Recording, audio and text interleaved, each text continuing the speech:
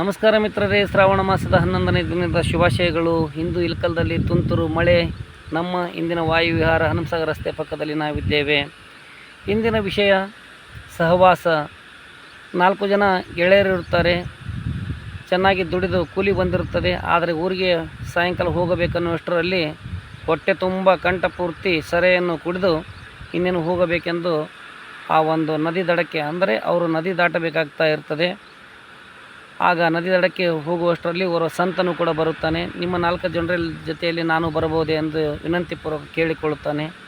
ಆಗ ಇನ್ನೋರ್ವ ಗೆಳೆಯ ಹೇಳುತ್ತಾನೆ, ಸಂತ ನಮಗೆ ತಲೆ ತಿನ್ನುತ್ತಾನೆ, ಕುಡಿದ್ರು ನಶೆಯಲ್ಲಿ ಎಳೆದಿದೆ, ಬೇಡ ಎಂದು ಹೇಳುತ್ತಾನೆ.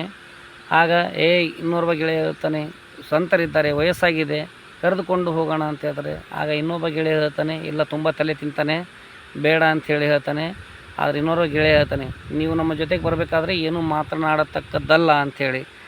ಸರಿಯಪ್ಪ, ನಾನು ನಿಮ್ಮ ಜೊತೆಗೆ ಬರ್ತೀನಿ ಅಂಥೇಳಿ ಆ ಒಂದು ಸಂತನಿಗೂ ಕೂಡ ಆ ಒಂದು ನಾವಿನಲ್ಲಿ ಬುಟ್ಟೆಯಲ್ಲಿ ಕೂಡಿಸಿಕೊಂಡು ಇನ್ನೇನು ಹೋಗಲು ಶುರು ಮಾಡಬೇಕೆಂದು ಸಾಯಂಕಾಲದ ಹೊತ್ತಾಗಿರ್ತದೆ, ಕುಳಿತಿರ್ತಾರೆ. ಆಗ ಸಂತ ಬಾಯನ್ನು ಮುಚ್ಚಿಕೊಂಡು ಸುಮ್ಮನೆ ಕುಳಿತಿರ್ತಾನೆ. ನಶೆ ತುಂಬ ಆಗಿರ್ತದೆ.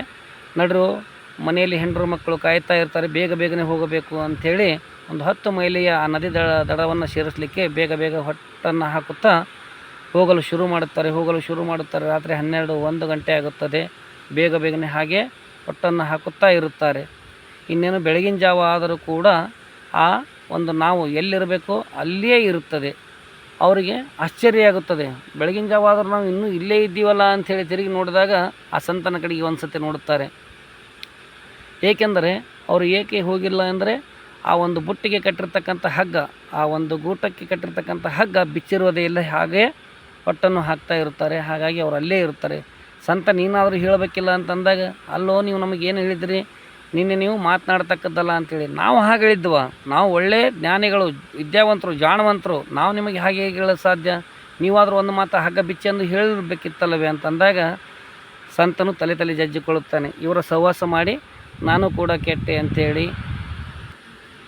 ಅದೇ ರೀತಿ ನಮ್ಮ ಜೀವನದಲ್ಲಿ ಯಾರ ಜೊತೆ ನಮ್ಮ ಸಹವಾಸ ಇರಬೇಕೆಂದು ನಾವು ಆಲೋಚಿಸಿ ಒಂದು ಸಹವಾಸ ಮಾಡಬೇಕು. ಇಲ್ಲದಿದ್ದರೆ ಆ ಸಂತನ ಗತಿಯೇ ನಮಗೂ ಆಗುವುದು. ಬಡವನಾದರೂ ಚಿಂತೆ ಇಲ್ಲ, ಹರಿಯ ಸಂಘದಲ್ಲಿರುವ ಸಜ್ಜನನ ಸಂಘ ಮಾಡಿ ನಮ್ಮ ಜನ್ಮವನ್ನು ಸಾರ್ಥಕ ಮಾಡಿಕೊಳ್ಳೋಣ. ಮತ್ತೆ ನಾಳೆ ಭೇಟಿ ಹೋಗೋಣ. ನಮಸ್ಕಾರ.